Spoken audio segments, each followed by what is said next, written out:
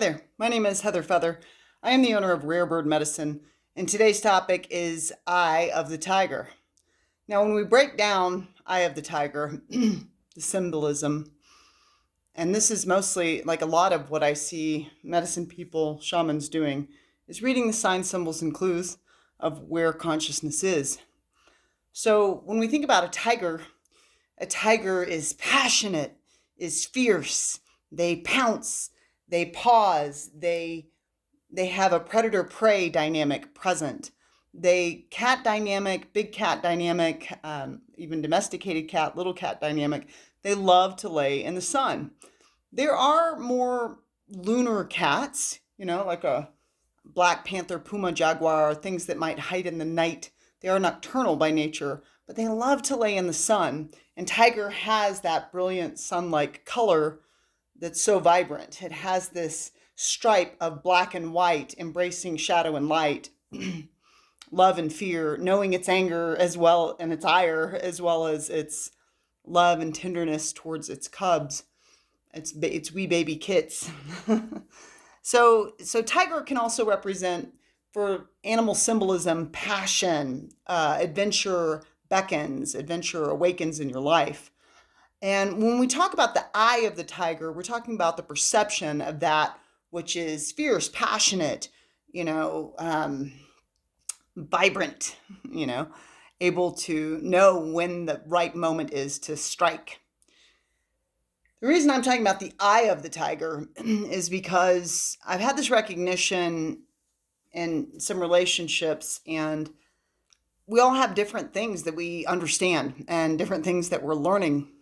And it's always my aim to be more and more compassionate with those in the world that are learning things that my soul has garnered in the evolution of its journey of many lifetimes, and to be compassionate with myself where I have learning.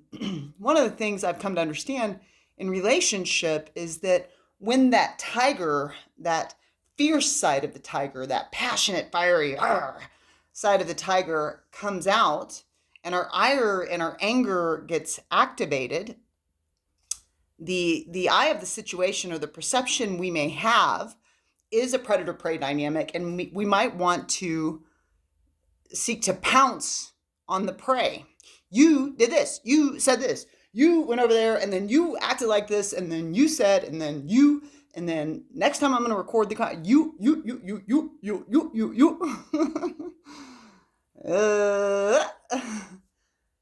The tricky thing about having a perception under which you become defensive, and there's a predator-prey dynamic, and there's a lot of you-ness in the conversation and not a lot of I-ness, and not a lot of ownership and not a lot of responsibility, is that the I that we have, the perception we hold of the dynamic, often can be false. And here's why. We have filters that we've created in our own lifetime called our perception and the way we see the world. And the way we see the world to us is the way the world is. The world is like this. I've been looking at it. This is what I see. Men are like this. Women are like this. Theys are like this. The trans issue's like this. Love is like this. Abortion is like this. La, la, la, la, la, la, la. Bunch of opinion sacks with God as the juggler, juggling all these goofy balls, trying to tell everything what it is. And really, the only thing that I know is who I am, and what I meant, and what I said, and what I mean, and what I am meaning, and what I intended, and what I wanted. I also know that I don't always communicate in the best way, the most effective way, based on someone else's perceptions, value systems, what words mean to them versus what words mean to me. And you can say, look it up in a dictionary, but just ask the next 3 people you meet, what does friendship mean to you? And you'll find different stories. Friendship to me means honoring another soul's freedom. That's a key component, is letting them be them and honoring them and not needing them to show up for you and bail you out of your issues. A lot of people perceive friendship to be like a dynamic of having somebody bailing me out when I'm suffering. I think that creates codependency. I think friendship is honoring and being a non-judgmental witness to another person's being, but that includes letting that being be liberated and letting them be who they are and loving them right where they are and loving them whether they show up or not, and being a friend whether they look the way you want them to look or not. So everyone has their own way that they perceive and choose to define things. What is cool to you might not be cool to me. We all have different ways we've chosen to define this thing called life. And when we get into a disagreement, when our anger and our frustration is present with another, I experience in myself, and I have experienced in others, there's a lot of conversation around the other person. They did this, they said that, and then I was like, well, you can't tell me, blah, blah, blah, blah. This is usually how the conversation goes.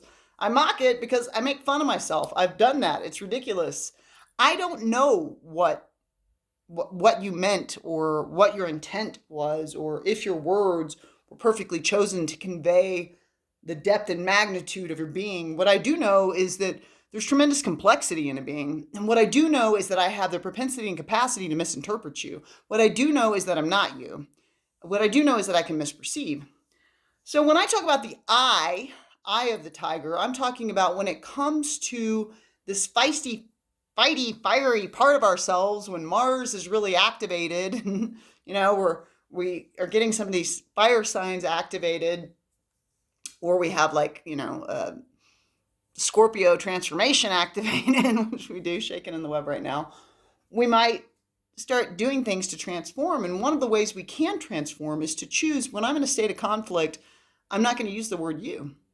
I'm going to use I statements. Now, what I can tell you about a narcissist and an emotional abuser is that a narcissist will be deeply troubled with using I statements, because a narcissist, just like somebody with extreme low self-esteem, both out of balance, they're out of balance because they don't love themselves. The narcissist hates themselves and they are refusing to look at it. So they overcompensate by turning the volume of what they think is self-esteem up to 100. And it looks super imbalanced, because if I truly have self-esteem, I don't put myself superior to others. I just understand that I have value. And once I understand that I have value, I understand that my brethren, my sisters, my theynesses out there have value as well. I don't need to fight with myself. It's all just atoms, everybody. So there's this component where I can say, I heard you say this. And when I heard you say this, I felt like you were telling me that. Did you mean that? Because I thought, when I thought you meant that was really hurtful. And then I chose to feel upset. Now, I've been with people that are in patterns of, we all have some narcissism, I've talked about that, patterns of emotional abuse that they're not aware of. And I've made this request, can we use I statements? And then they turn around and say things like, I'm sorry that you choose to feel so upset. So when I'm talking about using I statements, I'm talking about speaking from I in a state of absolute responsibility, and talking about this temple and talking about this person that I'm stewarding and these perceptions that I'm the holder of. I'm not talking about using I statements to manipulate again and point to you.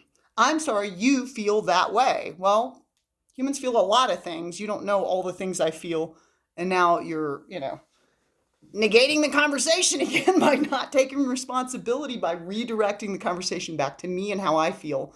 And the I that I'm talking about is ownership. Now, this is, in my experience, an uncomfortable thing to do because it requires vulnerability. And it requires, when I heard this, I heard that you don't want to be friends, and I heard that you don't care, and I heard that I don't matter. Is that what you meant?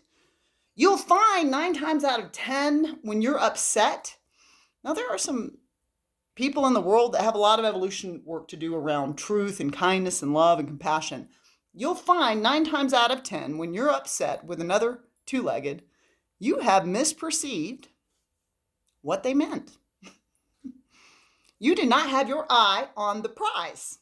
You had your eye on the past. So that's why we step into the I-ness of it, the I-ness. We can be in patterns for such a long time where we don't even recognize that we have something completely new in front of us and we just expect the past to repeat itself. Have you ever experienced that in yourself? You just expect the past. It's like, obviously, it's going to be like this. It's always been like this. And we see more of same, even though what's in front of us has changed. And we don't have the proper perspective, the proper perception of what is occurring with this other person. We are not them. So I find when I take responsibility and I say, well, I heard you say this. And when you say that, it makes me feel like you're saying I'm just like super rude, because a rude person would say that. Did you mean to tell me? You know what I mean? Like, you can get into it. It's like, well, no, I never called you rude. Oh, okay, I see. When I hear somebody tell me that I act like this, then I equate that to rude. That's my value system. Okay, you didn't say rude. You're right, When we speak in I statements, too, in a disagreement, it's important to take responsibility for what we're doing. So when we come to a disagreement with our role, I feel like what I'm doing in this conversation that is not working for us is I'm not listening to you because I feel irritated with the sentence you said 5 minutes ago and I can't let it go. And I feel irritated. I feel like you said something hurtful. And I'm sure that's, a misperception on my part. I'm just telling you, I feel like I'm not fully being present. I'm not listening to you because I'm stuck in the past. Can we hit pause? Can you help me to clean this up? Because I feel like I'm stuck, This is a different place to reach a person than when you start pointing fingers. If you've ever been pushed, you'll notice, if anyone's ever pushed you, you start to fall back. When something starts coming at you, you have a tendency to become defensive. Now, in arguments, there's a tendency, especially with an emotional abuser, where, they'll be like, why are you so defensive? And here's my universal statement about defensiveness. If you are defensive, humans are not arbitrarily defensive. If you're experiencing a two-legged and they're defensive, they feel like they need to defend because they feel like they're being attacked. A better question is, why are you behaving in a manner that implies to me that you feel attacked? What is it I'm doing because I'm experiencing you as defensive, and maybe you're not defensive, but I am having this perception, and maybe that's not true for you, but am I doing something that makes you feel attacked because I feel like there's this pushback energy? Why are you fleeing? I'm perceiving you as fleeing. Is that an accurate description? Do you feel the need to defend based on something I'm saying? Have I said something that is aggressive in this argument, potentially? How weird. So this languaging thing is not something we're going to get perfect in a disagreement. What I can say is that ownership of the ship that you are the steward of is a much more potent place to come from to elicit change. I'm not the carrier of your vessel, your mind, your perception, your intention, your what you meantness. I am the steward of mine, and I know my intent is love. So if we're having a disagreement, I missed the mark. I did not get the prize that day. Kitty cat's not focused up enough. So if we're having a disagreement, I missed the mark. And I find disagreements to be a two-way street. Two people are struggling with the perception that's required for the two to get along, and that's called being human. I've never found it to be effective to point to someone else's foibles. We all have foibles. I'm not the steward of your foibles. I noticed when this happens, you had this response, and I perceived it as this. Is that what you mean? No, what I meant was I need a break before I speak, because I heard you say this and that meant this. So we just clean it up. We just clean it up by owning it. The eye of the tiger is then when our ire and our fire and our anger is really high, can we take responsibility for what we're doing in the paradigm that's causing us to get into a cat fight like an alley cat, Can't we rein it back in and come back to peace again? You can always subscribe to Rare Bird Medicine on YouTube, like and comment there. I'd love to hear your thoughts. I'm Moon.